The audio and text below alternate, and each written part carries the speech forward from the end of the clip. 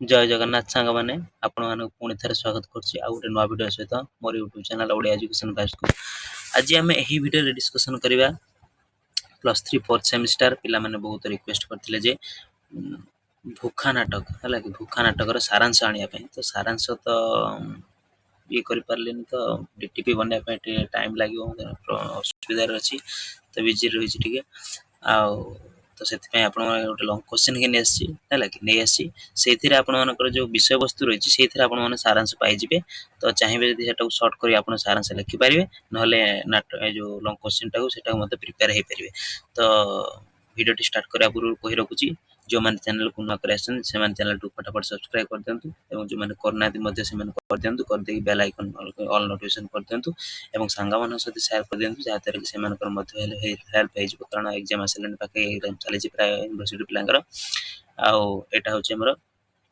+3 4th semester core 9 है core 9 भूखा नाटक अच्छी किम्बारे जो तो सही नाटक संपर्क आलोचना करवा यह भूखा हूँ गोटे संबलपुरी नाटक है कि जहाँकि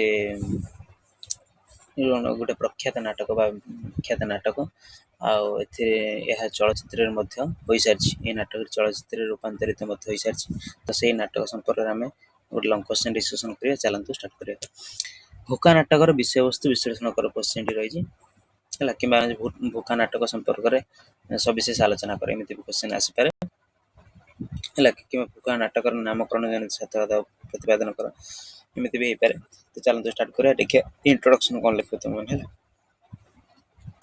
नाट्यकार डॉक्टर मंगलचरण विश्वाल पितापाली ग्राम नाट्यकार होती मंगलचरण विश्वाल तो प्रथम जीवनी संपर्क किसी जाना परिचय संपर्क नाट्यकार परिचय संपर्क इंट्रोडक्शन लिखि सारापर विषय वस्तु भर जाए पितापाली ग्राम 1935 मसीहा मे मास 4 तारिख जन्म करते कि नाट्यकार मंगलचरण विश्वाल सरकारी कॉलेज अध्यापक पद को अस्वीकार करी से श्रीपुरा मध्य इंग्राजी विद्यालय एवं परमाणुपुर उच्च इंग्राजी विद्यालय प्रधान शिक्षक भाव में 38 वर्ष काल कार्य करते देखते सरकारी कॉलेज अध्यापक पद को सी अस्वीकार करते मैंने कॉलेज अध्यापक से चाहिए जहाद्वारा कि छाड़दे कि सी श्रीपुरा मध्य इंग्राजी विद्यालय और परमाणुपुर उच्च विद्यालय प्रधान शिक्षक 38 वर्ष काल से पिला पाठ पढ़ाई कृषि शिक्षक भाव में से राष्ट्रपति पुरस्कार प्राप्त और संबलपुर विश्वविद्यालय सम्मान सूचक भाव डी.लिट उपाधि पाई डी.लिट कहले डॉक्टर इन लिटरेचर है डी.लिट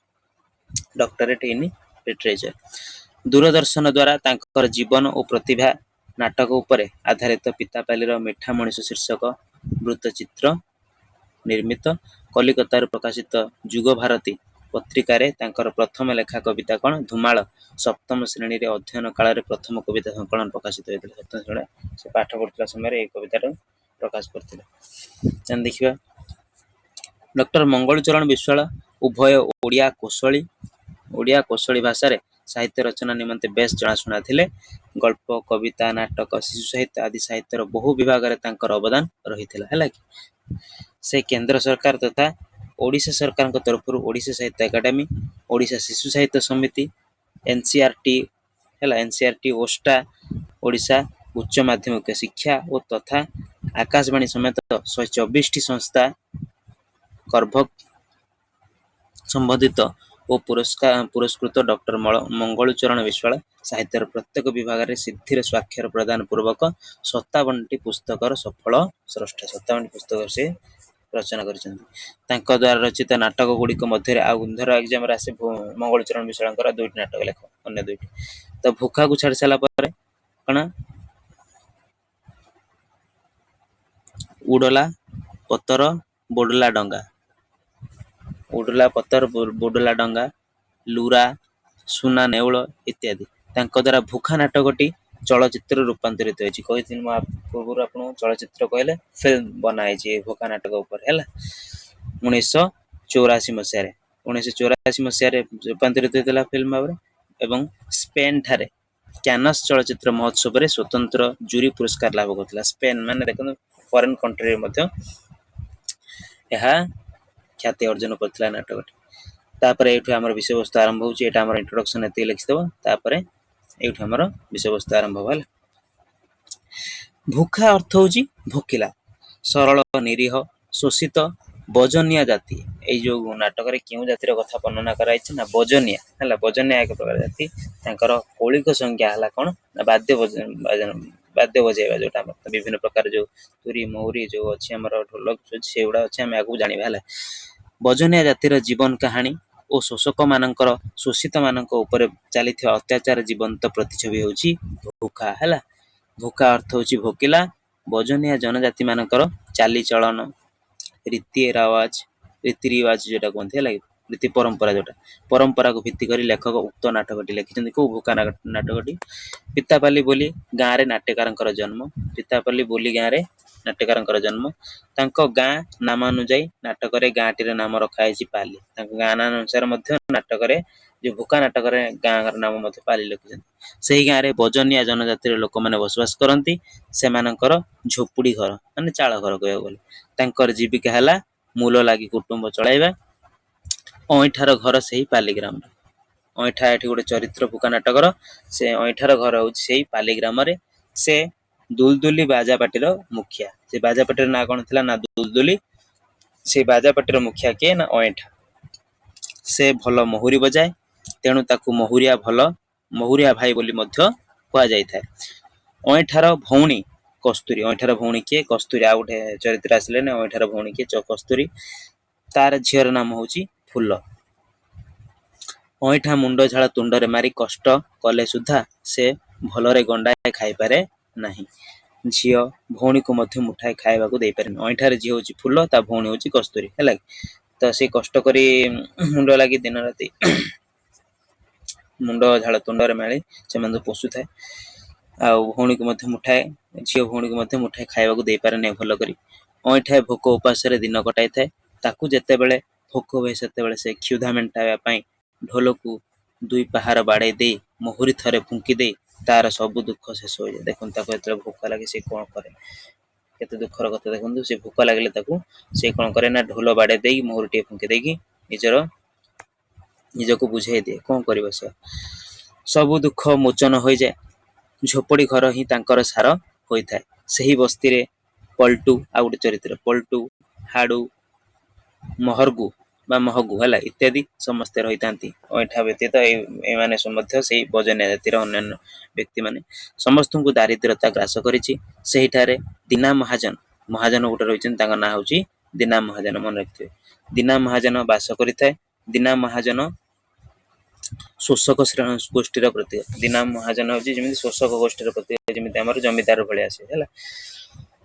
ଗରିବ ପ୍ରଜା ମାନେ ଦୀନା ମହାଜନଙ୍କ ପାଖରେ କାର୍ଯ୍ୟ କରନ୍ତି, କିନ୍ତୁ ଉଚିତ ମୂଲ୍ୟ ପାଇପାରନ୍ତି ନାହିଁ। ମାନେ ଠିକ ଭାବରେ ତାର ସେ ପ୍ରାପ୍ୟ ଦେଇନଥାଏ, ଉଚିତ ମୂଲ୍ୟ ଦେଇନଥାଏ। ଅଇଁଠା ଯେତେବେଳେ ଦୁଃଖର ଦାବାନଳରେ ଜଳିଯାଏ, ସେ ଗାଁର କିଛି ଭାଇ ଯଥା ପଲଟୁ, ହାଡୁ, ମହର୍ଗୁ ଇତ୍ୟାଦି ଡାକି ଆଣି ଢୋଲକୁ ପାହାରେ ବଜାଇ ଦେଲେ, ମହୁରୀ 2 ଥର ଫୁଙ୍କି ଦେଲେ ମଦ ଟିକେ ପିଇଲେ। କଣ କରିବେ? ଦୁଃଖରେ ମଦ ପିଇବାକୁ ପଡୁଛି। ମଦ ଟିକେ ପିଇଦେଲେ ତାର ସବୁ ଦୁଃଖ ଅବସାଦ ମିଳାଇଯାଏ। କାହାର? ଆମର ଅଇଁଠାର। ସେ କଥା ତାର ଆଉ ମନେ ନଥାଏ। ଶିକ୍ଷା ବୋଲି ସେମାନେ କିଛି ଜାଣନ୍ତି ନାହିଁ। ଶିକ୍ଷା ଦୀକ୍ଷାର ମଧ୍ୟ ଅଭାବ ହୋଇଥାଏ। ସେମାନେ ଶିକ୍ଷା ପାଠ ପଢି ନାହାନ୍ତି। ସେହି ବର୍ଷ ପାଲି ଗ୍ରାମରେ ମରୁଡି ପଡିଥାଏ। ଗୋଟେ ବର୍ଷ କଣ ହେଇଛି ନା ପାଲି ଗ୍ରାମରେ ମରୁଡି ପଡିଥାଏ।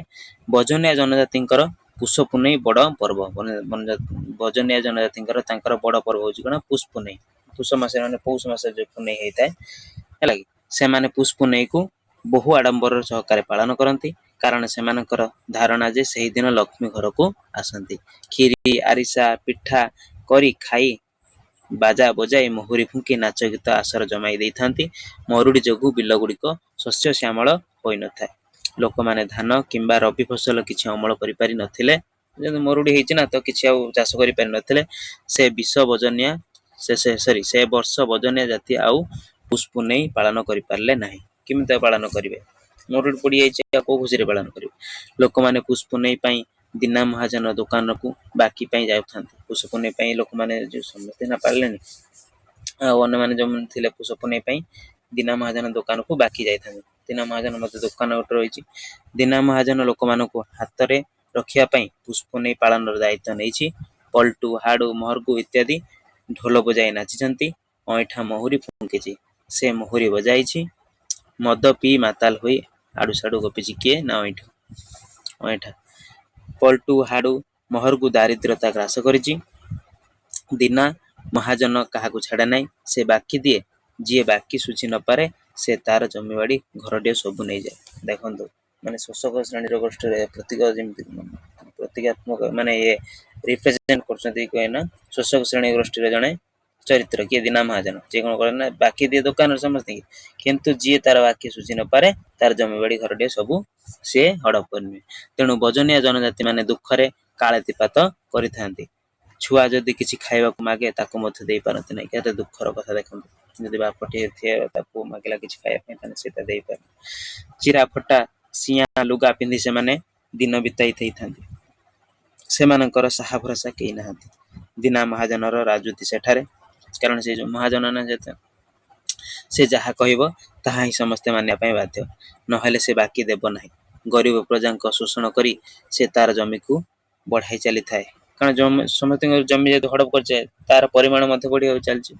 ତାଙ୍କୁ ପରିଶ୍ରମର ଉଚିତ ମୂଲ୍ୟ ମଧ୍ୟ ଦିଆ ନାହିଁ। ଯିଏ ବି ତା ସାଙ୍ଗରେ କାମ କଲା ତା ପାଖରେ ତାର ଉଚିତ ପ୍ରାପ୍ୟ ଯେତିକି ତାର ମଜୁରୀ ହେବା କଥା ତାକୁ ମଧ୍ୟ ଦିଆ ନାହିଁ।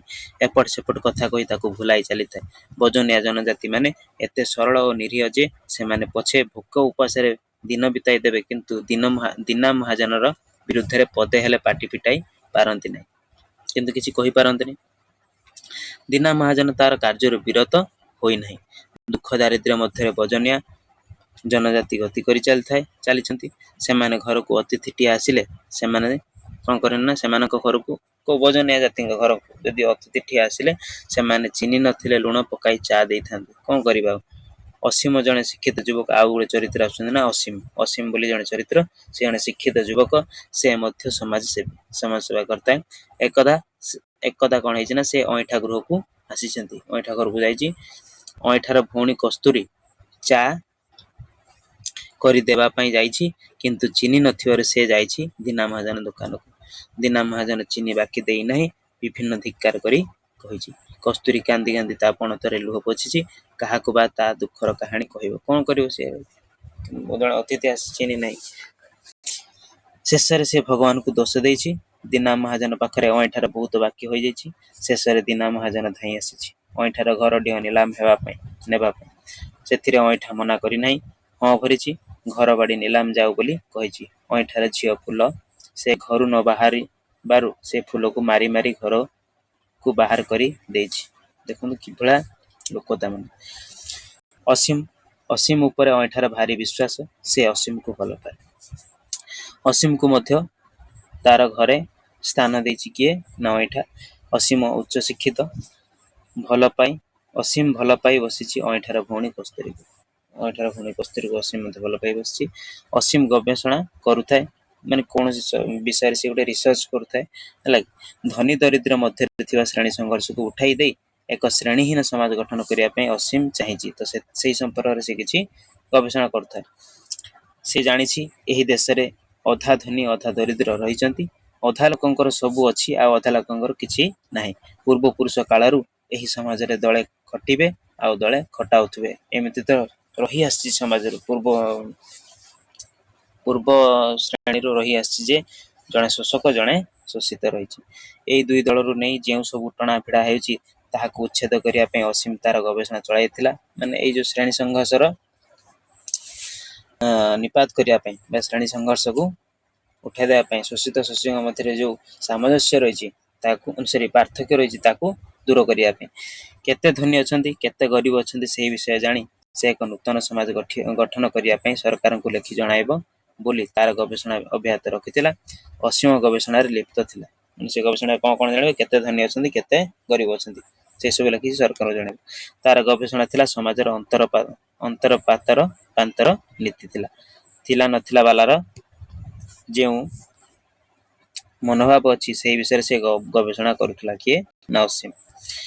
ସେହି ବିଷୟରେ ଅଧିକ ଜାଣିବା ପାଇଁ ଇଚ୍ଛା ପ୍ରକାଶ କରିଥିଲା। ଅସୀମ ସେହି ବଜନିଆ ଜାତି ସହିତ ମିଶି ଚଳିବା ପାଇଁ ଚାହିଁଛି। ତାଙ୍କ ସୁଖ ଦୁଃଖର ସାଥୀ ହେବା ପାଇଁ ଚାହିଁଛି।